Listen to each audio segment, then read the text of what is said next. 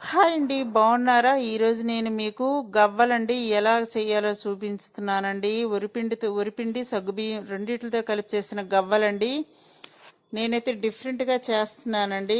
పొడిపిండితో కాకుండా బియ్యం నానబెట్టి తీసుకున్న రైస్తో నేను చేస్తున్నానండి. ఒకసారి చూపిస్తానులేండి ప్రాసెస్. అయితే చాలా టేస్ట్గా ఉంటుందండి. పిల్లలైతే భలే ఇష్టంగా తింటారండి ఇవి. ఈవినింగ్ స్నాక్స్ కూడా రైస్తో పిల్లలైతే బాగా తింటారండి. వర్షం పడేటప్పుడు కూడా మనం స్నాక్స్గా పిల్లలకి ఇవ్వచ్చండి. ఓకేనండి, నేను ఇదిగోండి స్టవ్ మీద కళాయి పెట్టుకొని ఆయిల్ హీట్ ఎక్కాక కొన్ని వడియాలు వేయించి మీకు చూపిస్తున్నాను. చూసారా, గవ్వలే భలే తేలుతున్నాయి కదండి.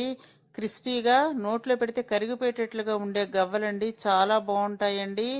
మీకు రైస్తో కూడా, మీ రసమన్నంతో కూడా మీరు తినవచ్చండి, అంత టేస్ట్గా ఉంటాయండి వడియాలు. చాలా బాగుంటాయండి. ఓకేనండి, అయితే ప్రాసెస్లోకి వెళ్దామా? మరి నేను 2 లోటాల దొడ్డు బియ్యం తీసుకుంటున్నానండి. దొడ్డు బియ్యం మాత్రమే తీసుకోవాలండి, సన్న ప్రైస్ మాత్రం తీసుకోకూడదండి, ఎందుకంటే దొడ్డు బియ్యం జిగట ఉంటుందండి. 2 లోటాల దొడ్డు బియ్యం నేను తీసుకుంటున్నాను.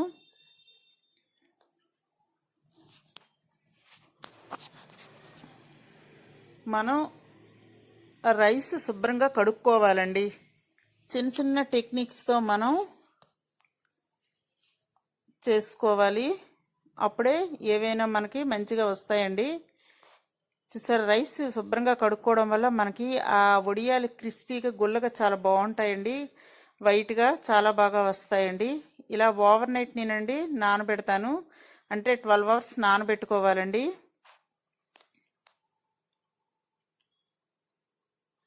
నెక్స్ట్ మార్నింగ్ అండి, మార్నింగ్ మనం మిక్సీ పట్టుకునే ముందు కూడా మళ్ళీ 3-4 టైమ్స్ అండి మళ్ళీ మంచిగా కడుక్కోవాలండి. చూసారా, 12 అవర్స్ అయిపోయింది. ఇప్పుడు నేను మళ్ళీ 3-4 టైమ్స్ మంచిగా మళ్ళీ కడుక్కుంటానండి.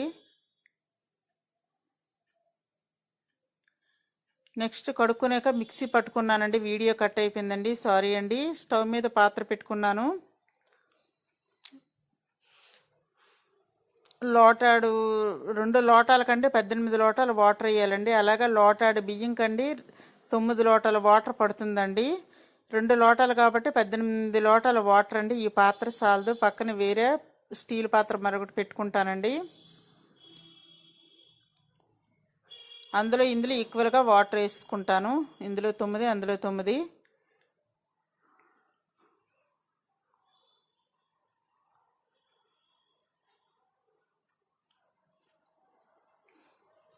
ఇప్పుడు నేను గుప్పెడంత జీలకర్ర అండి, హాఫ్ టీ గ్లాస్ జీలకర్ర తీసుకున్నానండి.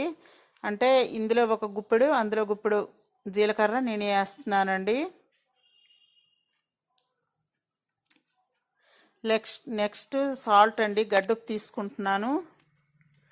మనం ఉప్పు ఏంటంటే ఉప్పు వేసేటప్పుడు జాగ్రత్తగా వరిపిండి వడియాలకి వేసుకోవాలండి, ఎందుకంటే ఎక్కువైపోతుందండి. చూసుకొని చప్పగున్నట్లు ఉంటుంది, కానీ అందులో వడియాలు ఎండాక ఎక్కువైపోతాయండి. కాబట్టి మీరు ఇంకా చాలేదనుకొని అలా వేసుకుంటూ ఉండకండి, చప్పగానే ఉంటుంది కానీ వడియాలు పెట్టాక ఎక్కువైపోద్దండి. ఇప్పుడు 2 టీ గ్లాసులు నువ్వులు వేసుకుంటానండి. మీరు ఒక గ్లాసు వేసుకున్నా ఎక్స్ట్రా పర్వాలేదండి, నువ్వులు వేసుకుంటే చాలా బాగుంటాయి. నెక్స్ట్ సేమ్ మిరపకాయలండి, అప్పడాలకి ఆడుతాం కదండి, ఆ కారం పొడి నేను తీసుకుంటున్నాను. చాలా కారంగా ఉంటుంది కాబట్టి హాఫ్ టీ గ్లాస్ అండి వేసుకుంటున్నాను. మీరు సేమ్ మిరపకాయల కారం పొడి లేకపోతే పచ్చిమిర్చి అయినా మీరు మిక్సీ పట్టుకొని వేసుకోవచ్చండి. ఇది హాఫ్ టీ గ్లాస్ అండి వేసుకుంటున్నాను, సరిపోతుంది. క్వాంటిటీని బట్టి మీరు వేసుకోండి.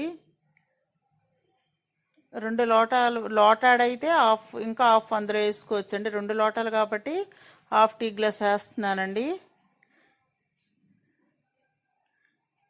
నెక్స్ట్ అండి, సగ్గుబియ్యం కూడా నేను ఓవర్ నైట్ నానబెట్టుకున్నాను కదండి. వీడియో కట్ అయిపోయిందని చెప్పాను కదా మీకు, వీడియో కట్ అయిపోయిందండి నానబెట్టేటప్పుడు.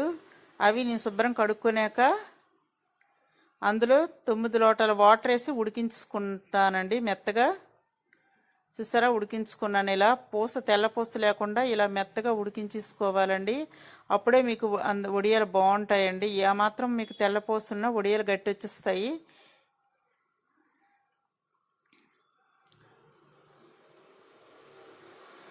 చూసారా, ఇలా ఉడికించేసుకోవాలండి. పూసంతా అంతా మెత్తగా ఉడకాలండి.